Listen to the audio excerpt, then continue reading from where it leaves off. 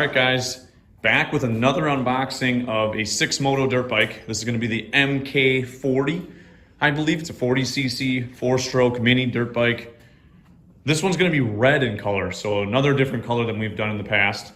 What we're going to do in this video is unbox it. This is the exact box that it came in, dropped off with a UPS truck, just like this, guys. Got little handles in the side of it. It weighs 60 pounds. So if you're curious if you can lift 60 pounds, you can probably lift the dirt bike. A little awkward to handle because it's a little bit long, but honestly for me, I carried it from our shed to this garage. So not a big deal that way. This one's red, like I said. I'm gonna have Mark get his knife and cut the plasticking off the top there, get the tape off it, and then we'll start lifting this thing out of the box.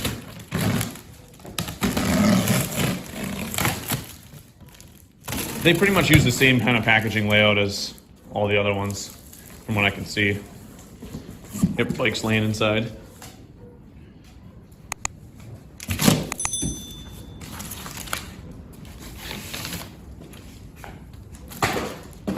Oh yeah. Goodie bag. Ziploc. Ooh. That's a little different than before. Yeah. Think we got our fenders, number plate, bar pad, cue. The essentials. Yep. Let's put that right there. What else? Wheel. Similar to the other ones, I think. Yeah. Alloy. Yeah. Nice. What size tires are these? 10s. 10-inch tires. It is low, so. Yep. We'll have to check all that.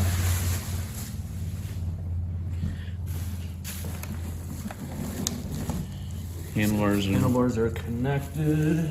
He's got one more piece in the front there, I think. Yeah.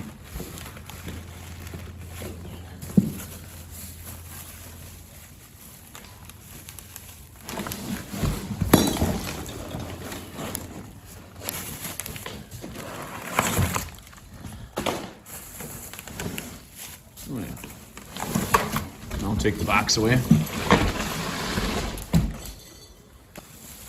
It's got a big chain guard on this one, actually. Oh, yeah. That's different, I think.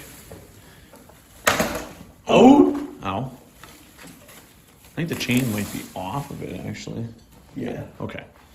That's really good. It's like a combination of that other 40 and then the 58. Yeah. Is what it kind of reminds me of, like the structure. And they put a brace in the front now, I think, for the shipping. Looks like decals are in this bag underneath the bike in the box. They are red indeed. All right. It's even got numbers? Yep. Wow. We're number 36. No kidding. Just look a little. It might have got a little crumpled up, but it's also been sitting in a cold garage too. So might have to do a little helping hand with those decals to get them soft and enough to install. And a typical owner's manual. Oh, dude, it's like a red, orange, and black. Is that what that is? That's gonna be a sick looking little bike. You guys can see the under the protective film yet there. And then we got the owner's manual for the bike. And looks like one more decal right there. That's gonna be, wow, that's a lot of decals right there, guys. You can see we have the parts from the bag laid out here. They do give you the tools here. A couple of short wrenches, a couple of Allen keys. You got your bolts for the handlebar clamps. A little list, packing list of hardware, and then front fender, number plate, and then bar pad decal cover here with a little Velcro on it. So next we're gonna snip the foot peg zip ties, which are right there, and they're spring loaded. The other side's gonna have the same thing. And then we'll work on getting the handlebars put on. We'll take the bubble wrap off and just pretty much flip them upward and get them in position.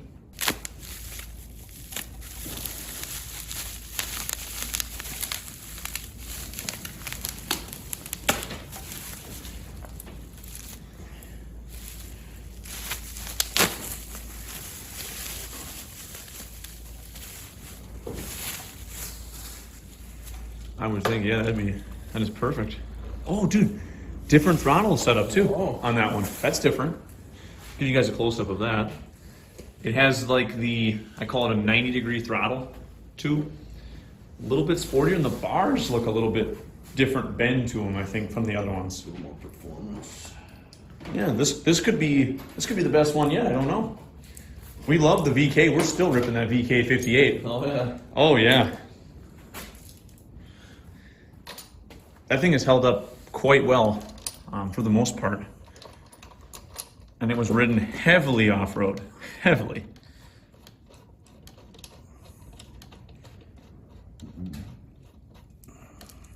A 6mm Allen head, I think, yeah. 6mm hex key for the Allen bolts and the bar clamps. The only thing you're really looking for, guys, is making sure the cables come straight up and nice and curved here. You can see nothing's really twisted. You can cut this tag off. That's basically like a shipping manufacturing tag on there. I can probably almost pop it off by hand, but I'll take a snippers and cut it.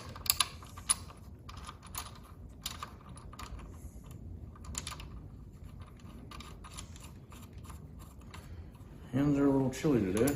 Oh yeah, guys, it's definitely about 20 degrees up here today with strong 20-mile-an-hour winds. So you guys can do the math. It's cold. We're inside, at least it's a little bit warmer. It's probably like 45 in here. We just got to center those bars a little bit. We'll just try to get them so they're even. You can see a little bit of the notching on each side of the bar clamp, probably. Yeah, it's probably exactly right there. Yep. Oh, a little bit that way. They're pretty loose, yeah. And you just want to tighten those bolts evenly. We are actually using the supplied hex key there. You could use an Allen socket or whatever, but something like this, it's in the open, probably isn't that difficult to just tighten with those tools included. Nice and tight. Sweet. Right on, guys. So that's the handlebars on.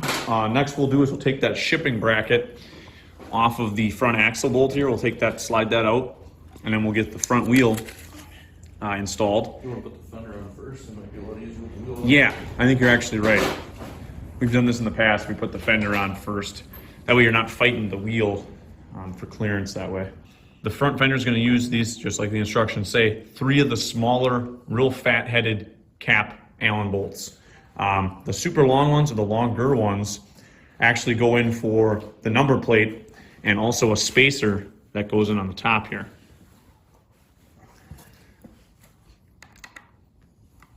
So you can see Mark's got a bolt there that threads, and he can use the impact gun for now.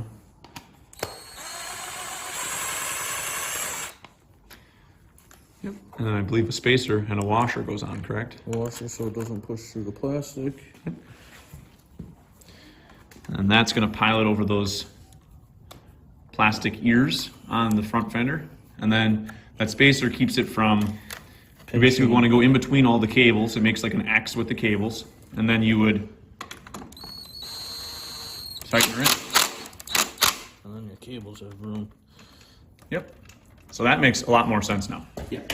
Fenders on, like I said, with those shorter screws, guys. They're going to say right in the instructions just like that. Now we'll get the front caliper along with the wheel on. Alrighty, guys, you can see we got the front axle bolt slid out. There's going to be spacers, 2 spacers total, 1 wider, 1 narrower. Your second bolt for the caliper is actually already threaded into it, so you got to remove that and then move the caliper up a little bit. Here's that shipping bracket, and there's a little spacer in there. You can discard that after you got that removed. Won't need that anymore.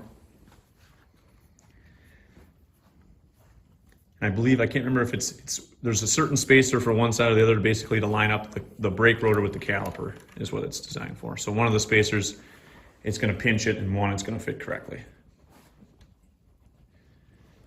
They're kind of loose. Yep, I'll get some grease on there real quick on the old caliper, or the axle bolt, and then I'll hold the wheel up there, and then we'll get that slid in. Alrighty, guys, so you can see wider spacer on the caliper side. Axle bolt's going through. We got some lube on the bolt. We're sliding it through, and then that other spacer is going to have to go here. So what Mark did is he tilts the tire a little bit with the caliper bolts loose, of course, rocks it back down, and then he pushes the axle bolt all the way through to the other side. talking about the front axle spacers, we did tell you false information. The thicker spacer is going to go on the right-hand side if you were sitting on the bike. The thinner spacer, not so wide, is going to go on the caliper side, the left side of the bike if you were sitting on it. You can see ours is installed incorrectly and it's tweaking the brake rotor because it's not square in the caliper. So flip those spacers around, reinstall the axle bolt and tighten, and you will be good to go. Last thing to do in the front end, guys, would be to check. Once again, if you haven't checked the fork bolts here and all that, double check that, and then tighten your caliper bolts here and here with your Allen hex keys, or in our case, an impact. So we tighten those up. Yep. So we got that done. Now we'll work on the shock bolt. Looks like this one's right here. Very simple, the bushings are there. I just gotta twist it a little bit and, yep. And Mark's got her kind of laid in there. So you can see how that sits. And then I believe it's this bolt and nut. So it's probably best to put it in from the right-hand side. I believe that'd be like a 12 or a 13. 10? 10 and a 10 and 12. 12. Here's a wrench. I'll get you another wrench. We'll get you a 12.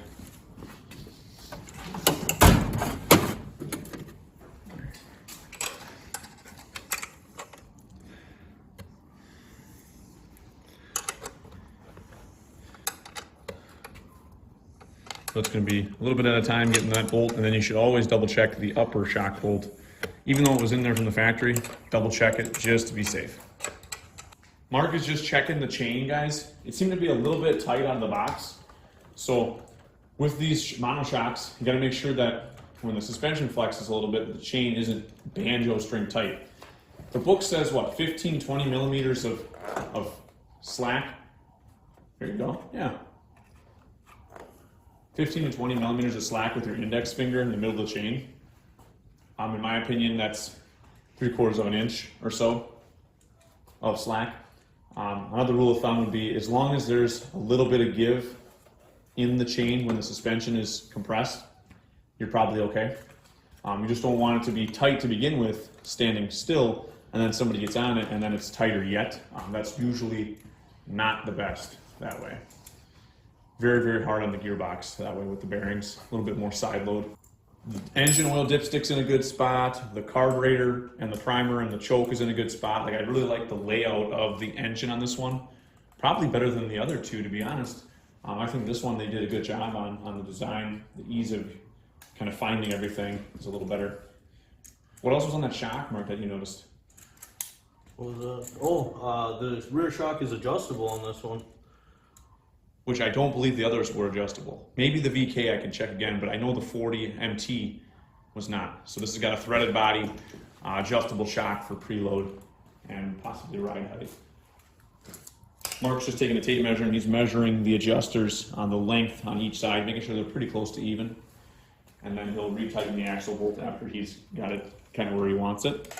Try to get it the best you can, but you want a little bit of slack. And the owner's manual will tell you a spec and a kind of a little bit of a vague diagram of what. A little bit of messing around, we actually tap on the axle bolt on the right-hand side to kind of get it to square itself up, and then by tightening the axle, it kind of trues up the wheel straight. And then we measured, you know, from the center of the bolt to the swing arm where the adjuster is, and making sure that's even in length. And that kind of gives you a good ballpark that, hey, your wheel is aligned properly. Probably check tire pressures. I believe these things take like, what, 50, 60 pounds of air or something? Max load, oh no, 36 PSI cold. So I'd say put it to the max, and then you can always bump it down if it's a little bit hard of a ride. You know, definitely go with 30 for sure. The engine itself, you got your pull starter here. Ooh, it's almost like an easy start on that thing. Feel that one. I like the handle too. Dude, feel the easy start on it. It's like, oh yeah. It's not quite like some of those guys you grab onto it and it's like you're really roping that You thing can over. almost pick up the bike with the rope. Exactly. This one here, seems like they might, it's almost like what the new leaf blowers and stuff have that you buy, an easy start system. Oil dipstick's gonna be there. You wanna check it right away? Sure. You want the bike level for this, guys? Okay. Just on the tight side, the old dipstick. If you wanna use like a pliers or something at home. And after you check it, put a little bit of oil from the sticker on the O-ring. That'll help from that thing sticking like that. Well, there's oil in it. Nice and clean. Yep. And what you're going to look for, guys, is you want it to be on the dipstick pretty much all the way up when the bike is level. That is a proper level of oil in it. And it wouldn't hurt to wipe it off on a rag and then reinsert without screwing it in. Just plunge it in there. And then as long as you're on the stick is okay. You're going to want it to be a little bit higher than that, Once you probably. screw it in, it'll be Yeah. plenty good. But that is good that there is oil in the machine. You got your spark plug hiding up here. You got the primer bulb and the choke lever here. Now I believe this is going to make sense. So choke would be up and then off choke would be down because that paddle's going to be doing the rocker effect. You got a little warning sticker here. That I guess isn't supposed to be. We can stick that on there. It says, please use 90 unleaded gas and then stop the engine when filling with gasoline. Pretty standard safety Don't precautions. drive to the gas station. And You got your brakes up top. I believe what's right side is rear? Front. Right side's front, left side rear. The throttle I thought felt better than the other two almost. A little different throttle tube. And then you have your kill switch on the left side and the tether switch that you can hook to your rider. And that's going to be a throttle stop. So you can adjust the throttle control for if you want it to only go half throttle or 3/4 throttle. Hitting your knee on it would not be fun. So, kill. yep, pretty standard safety switches. It's just like the other SYX Moto bikes. But that's all there is to it, setting up this dirt bike. The last portion would be putting decals on it and then starting it up and seeing how it runs. Here is that handlebar pad, guys. The SYX Moto Velcro piece here has to go between the handlebars and the bar clamp mount underneath. And then that bottom, you can see there it is through there, just like that. And then that just pops on there. It's almost like a rubberized plasticky feel to it. Yeah. And then you just get it nice and tight and then make sure it's seated on there. Perfect. So that's what that entails. And that would be the last component from the kit. You get one extra bolt, right? Yeah, because the caliper. They give you a caliper bolt with it. Front disc brake one. That's the other one. But that one was actually in the machine, so You'll have an extra. yeah, one extra. Sweet. Only thing left is decals, guys. The MK40 from SYX Moto with all the graphics finally installed. Took me about a half hour to put the graphics on. Maybe a little bit less. Some of the graphics were a little scuffed up from transport in the box. It seems like they were underneath the bike. Might have a little bit of scuff marks. There was one area where it wasn't perfect. And I was on one of the right side decal right there. Overall though, very sharp looking bike. This would be the red color scheme. There's also a couple of different ones, I think blue and green, along with red. So depending on which color scheme you choose, it might look a little bit different. But the same kind of striping is gonna be across all three. Very similar design with the choke and the primer. We kind of went over the functions and everything like that. So in the next video, we will go through the procedure on the first startup of the machine, what to check, how to start it, and then, getting it, starting it, and making sure it functions like it should. And then hopefully a first ride video with this bike and see how it turns out. If you guys are interested in getting one of these SYX Motos, make sure you check out their website. I think they're also on Amazon as well. Check one of these out, guys, if you're looking for a Christmas gift for possibly a younger rider. This could be a nice option without breaking the bank. This is gonna be less than 500 bucks. It's gonna last you a lot longer than some of the other cheap Amazon bikes that you see. We've had 2 of these in the past. They're still going. So this is the 3rd one. And I'm hoping we can go 3 for 3 and have no issues right out of the box. The last 2 have been great. We will do a first startup on this coming soon. But I wanted to show you guys the finished bike. There it is in all of its glory. Hopefully you guys enjoyed this video. Leave a like if you did, comment down below, and subscribe to the channel if you haven't already.